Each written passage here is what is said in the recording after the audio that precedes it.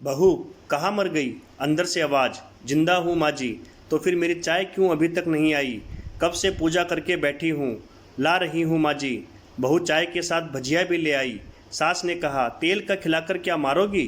बहू ने कहा, ठीक है माँ जी, ले जाती हूँ। सास ने कहा, रहने दे, अब बना दिया है तो खा लेती हूँ। सास ने भजिया उठाई और कहा, कितनी गंदी भजिया बनाई है तुमने। बहू, माँ जी मुझे कपड़े धोने हैं, मैं जाती हूँ।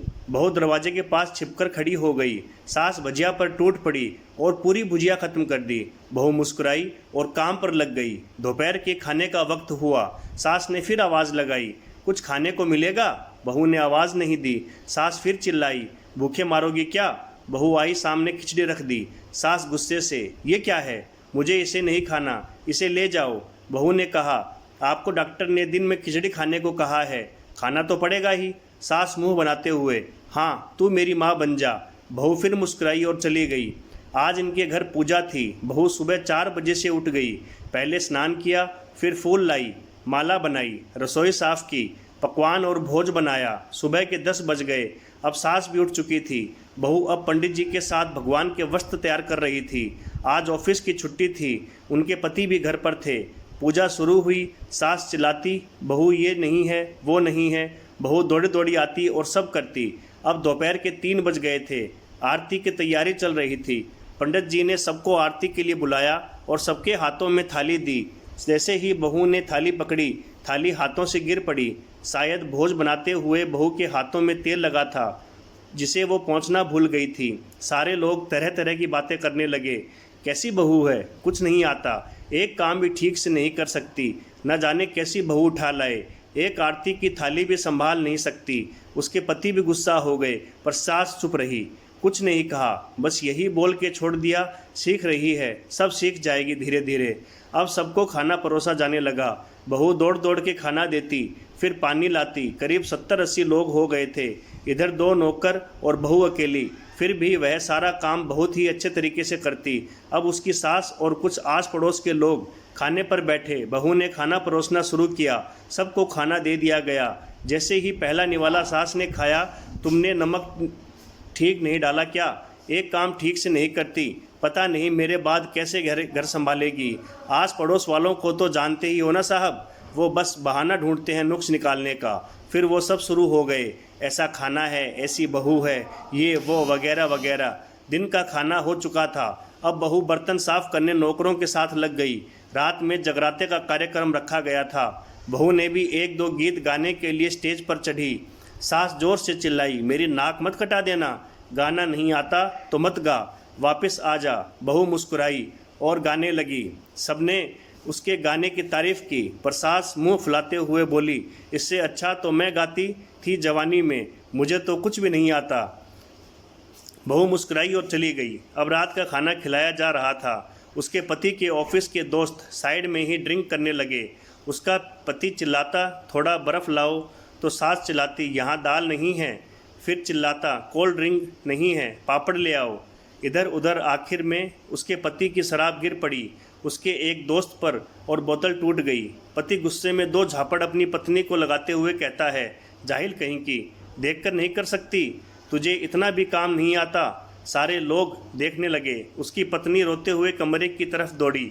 फिर उसके दोस्तों ने कहा, क्या यार, पूरा मूड ख़राब कर दिया, यहाँ नहीं बुलाया होता, हम कहीं और पार्टी कर लेते। कैसी अनपढ़ गंवार बीवी ला रखी है तूने, उसे तो मेहमानों की इज्जत और काम करना तक नहीं आता। तुमने तो हमारी बेइज्जती कर दी। अब आस पड़ोस की औरतों को और बहाना मिल गया था। वो कहने लगी, देखो क्या कर दिया तुम्हारी बहू ने, कोई काम की नहीं है।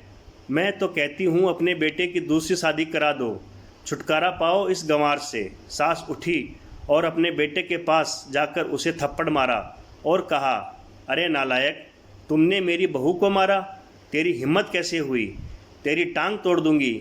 उसके बेटे के दोस्त कुछ कहने ही वाले थे कि उसकी माँ ने घूरते हुए कहा, चुप, बिल्कुल चुप, यहाँ दारू पीने आए हो, जबकि पता है आज पूजा है और तुम्हें पार्टी करनी है। कैसे संस्कार दिए हैं तुम्हारे माता पिता ने, और किसने मेरी बहू को जाहिल बोला? ज़रा इधर आओ, चप्पल से मारूंगी अगर मेरी बहू को किसी ने शब्द भी कहा तो। अरे पापी, तूने उस लड़की को बस इसलिए मारा कि तेरी शराब टूट गई। पापी, वो बच्ची सुबह 4 बजे से उठी है, घर का सारा काम कर रही है, ना सुबह से नाश्ता किया ना दिन का खाना खाया, फिर भी हंसते हुए, सबकी बातें सुनते हुए, ताने सुनते हुए घर के काम में लगी रही। तेरे यार दोस्तों को वो अच्छी नहीं लगी, जूते से मारूंगी तेरे दोस्तों को जो कभी उन्होंने ऐसा कहा। उसके यार दोस्त चुपके से खिसक लिए। अब सास बहू के कमरे में गई और बहू का हाथ पकड़कर बाहर लाई। सबके सामने कहने लगी, किसने कहा था अपनी बहू को घर से निकाल के दूसरी बहू ले आना, ज़रा सामने आओ। कोई सामने नहीं आया। फिर सास ने कहा, तुम जानते भी क्या हो इस लड़की के बारे में? ये मेरी माँ भी है, बेटी भी। माँ इसलिए मुझे गलत काम करने पर डांटती है और बेटी इसलिए कभी कभी मेरे दिल की भावनाएं समझ जाती है। मेरी दिन रात सेवा करती है, मेरे 1000 ताने सुनती है, पर एक शब्द भी गलत नहीं कहती, ना सामने ना पीठ पीछे। और तुम कहते हो दूसरी बहू ले आऊं? याद है ना छुटकी की दादी, अपनी बहू की करतूत।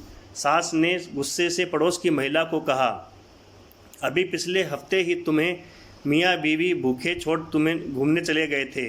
मेरी इसी बहू ने 7 दिनों तक तुम्हारे घर पर खाना पानी, यहाँ तक कि तुम्हारे पैर दबाने जाती थी, और तुम इसे जाहिल बोलती हो। जाहिल तो तुम सब हो जो कोयले और हीरे में फ़र्क नहीं जानते।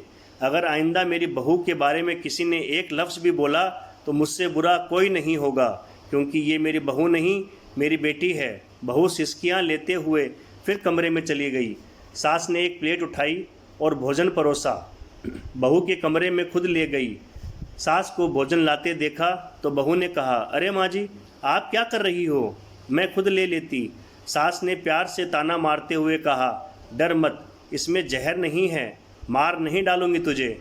तुझे नई सास चाहिए होगी, पर मुझे अभी भी तू ही मेरे घर की बहू चाहिए। बहू ने अपनी सास को रोते हुए गले से लगा लिया। सास भी रो दी पहली बार और कहा, चल खाना खा ले। फिर मजाक करते हुए कहा, फिर मेरे पैर दबाने चले आना, और ये ख्याल मन में मत लाना कि सास पैर बोलती है किसी दिन मैं उसका गला दबा दूंगी, क्योंकि कभी मैं भी यही सोचती थी। दोनों खूब हंसने लगती है। कुछ रिश्ते बहुत मीठे होते हैं, बस बातें कड़वी होती है। धन्यवाद।